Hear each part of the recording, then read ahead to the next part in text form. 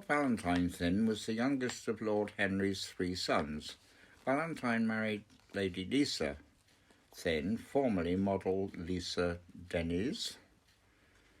The couple lived at the Bath Arms, Horningsham, adjacent to Longleat House, until Valentine committed suicide in 1979.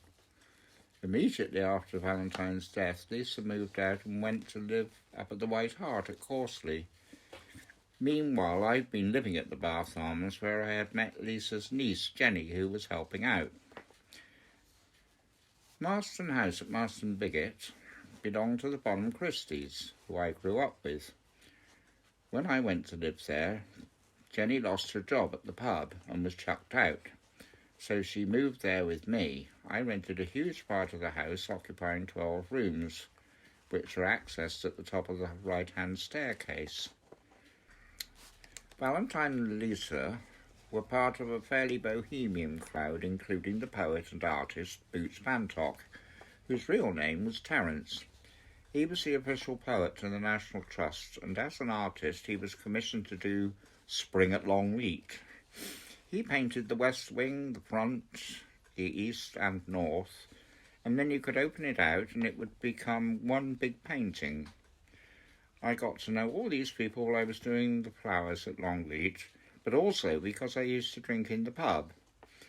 They weren't the usual sort of Mr. and Mrs. Average. They were fascinating people, and I suppose we got on well because we were all a bit eccentric.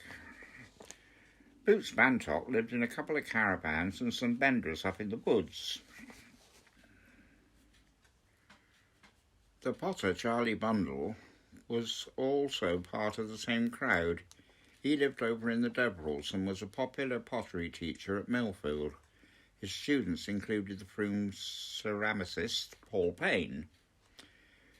When Charlie moved from his cottage in Brixton, Deverell, he said, "I've got so much furniture, can you look after it for me?"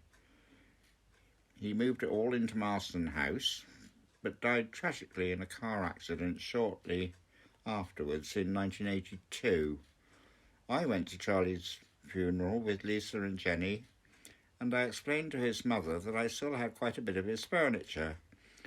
"Well, Tony, if he trusted you to look after it, then you should keep it," she said. I sent her a card with a picture of gnomes smoking, because we all like to smoke at Longleat. Charlie used to have an old post office van, which we called the Vidormobile, because Vidor batteries were the same shade of dark blue and yellow.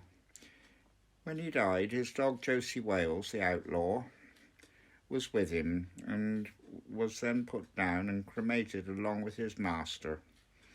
Charlie was a great bloke and never said anything unkind of anyone.